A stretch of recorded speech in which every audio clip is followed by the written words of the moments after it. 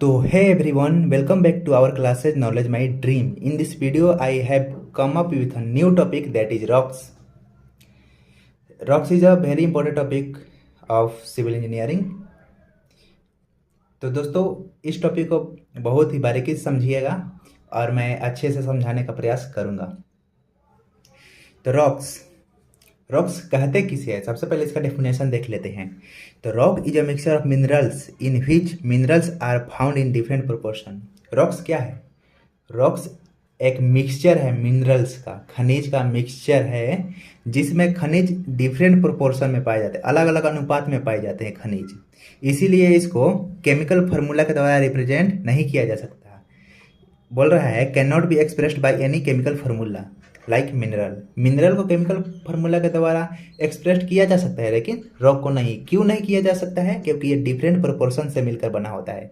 जैसे ऐसा नहीं है कि सिलिका 5% पाया जाएगा, लाइम जो पाया जाएगा उसका मात्रा 20 से 30%, ऐसा कुछ प्रोपोर्शन नहीं होता है। इसमें अलग अलग प्रोपोर्शन हो सकता है, इसीलिए it can not be expressed in any chemical formula.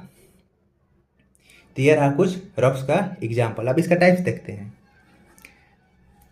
ये देखिए टाइप्स है इसका, igneous rock, sedimentary rock and metamorphic rock. 3 types होता है रॉक्स का। 3 टाइप्स होता है। पहला है इग्नियस रॉक्स, सेडिमेंट्री रॉक और मेटामॉर्फिक रॉक। क्या होता है? तीनों का टाइप को हम लोग डिफिनेशन देखते हैं। Formed by cooling of magma, magma यानी लावा। जब ज्वालामुखी फटता है, क्यों ज्वालामुखी क्यों फटता है? Due to high temperature and high pressure. ये ज़्यादातर पहाड़ी एरियो में पाया जाता है क्योंकि पहाड़ का इतना प्रेशर होता है, इतना उसका वेट होता है जो एग्जिस्ट नहीं कर पाता है अर्थ है। तो उसमें प्रेशर लगता है और उससे क्या होता है, जनरेट होता है, हीट जनरेट होता है। इसलिए वैसा एरिया में ज़्यादा क्या पाया जाता है, लावा, ज्वालामुखी फटने का संभावना अधिक रहता है। तो ये जब वहीं ज्वालामुखी फटता है उसके बाद ठंडा होता है ना, तो ठंडा होने के बाद एक रॉक का रूप ले लेता है। जब ज्वालामुखी फटने के बाद जब कूल हो जाता है, ठंडा हो जाता है, एक रॉक का रूप ले लेता है। तो उस रॉक को कहेंगे इग्नियस रॉक, इग्नियस रॉक। अब देखिए ज्वालामुखी फटेगा अर्थ के अंदर, इनटू द अर्थ सरफेस, अंदर से फटेगा। तो अगर जो लावा का पार्ट्स है अर्थ के अंदर ही रॉक का रूप ले लेंगे, चट्टान का रूप ले लेंगे, अर्थ के अंदर ही चट्टान के जो रूप ले लेंगे उसको बोलेंगे इंट्रूसिव बॉडीज, मतलब कि इंट्रूसिव रॉक्स बोलेंगे। जो अर्थ के अंदर ही कूल होकर रॉक का रूप ले लेंगे उसे बोलेंगे इंट्रूसिव बॉडी।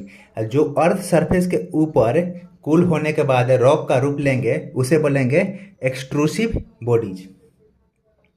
इस उम्मीद करता हूँ ये सब समझ गए होंगे। जो अर्थ सरफेस के ऊपर रॉक बने उसे बोलेंगे एक्सट्रूसिव बॉडीज, और जो अर्थ सरफेस के अंदर ही कूल होकर रॉक बन जाए उसे बोलेंगे इंट्रूसिव बॉडीज। इसका एग्जांपल देख लेते हैं। ग्रेनाइट। ग्रेनाइट का ज़्यादातर यूज कहाँ करते हैं? जैसे कि किचन काउंटर बनाने में। किचन काउंटर में देखे होंगे एक रॉक लगा रहता है, एक मार्बल के जैसा एक रॉक का प्लेन एक सरफेस बनाया जाता है जिस पर सब्जी वब्जी काटते हैं या और भी काम करते हैं। तो किचन काउंटर में किसका यूज किया जाता है? ग्रेनाइट का यूज किया जाता है। इसके अल्सो स्टेयर, सीढ़ियों को बनाने में भी कभी कभी इसको लगा देते हैं। ग्रेनाइट रॉक को स्टेयर के ऊपर भी लगा देते हैं। अब देखिए किचन काउंटर में ग्रेनाइट को ही क्यों यूज किया जाता है? क्योंकि यहाँ केमिकल रिएक्शन नहीं करता, वहाँ पर खाने पीने का सामान बनाया जाता है, तो उस रॉक पर केमिकल रिएक्शन कोई नहीं होता है, इसलिए ग्रेनाइट का यूज किया जाता है वहाँ पर। और इसका फ्लोरिंग में भी यूज किया जा सकता है, ग्रेनाइट रॉक का फ्लोरिंग में भी यूज किया जा सकता है। आप लोग स्क्रीन पर इमेज देख रहे होंगे, यही है ग्रेनाइट। अगला है बसाल्ट। बसाल्ट रॉक क्या होता है? जैसे आप लोग ने रेलवे ट्रैक जरूर देखा होगा, जो रेलवे ट्रैक के ऊपर एग्रीगेट जो डाला हुआ होता है वो बसाल्ट रॉक का ही होता है।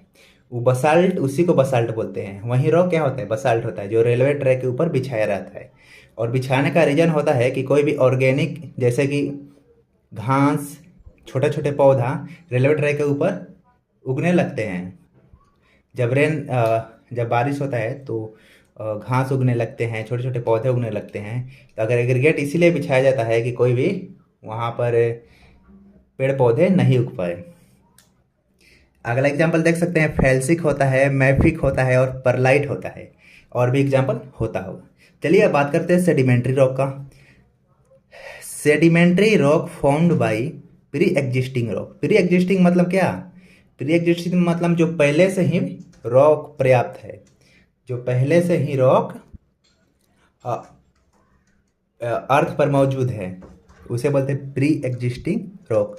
अब इसका फॉर्म कैसे होता है? देखिए ये लेयर बाय लेयर फॉर्म होता है। पहले तो इरोजन होगा due to flowing water, rivers हो गया, कैनल्स हो गया, पॉन्ड्स जो भी हो गया, वो फ्लोइंग वाटर के द्वारा मिट्टी आएगा, डिपॉजिट होगा, ट्रांसपोर्टेशन करेगा, फिर आकर डिपॉजिट करेगा। तो डिपॉजिट करने के बाद क्या करेगा? धीरे धीरे रॉक का फॉर्म ले लेगा। डिपॉजिट करने के बाद धीरे धीरे रॉक का फॉर्म ले लेगा। तो वैसे रॉक जो बनता है उसे बोलते हैं सेडिमेंट्री रॉक। और अर्थ पर इग्नियस रॉक और मेटामॉर्फिक रॉक दोनों मिलाकर 95% पाए जाते हैं।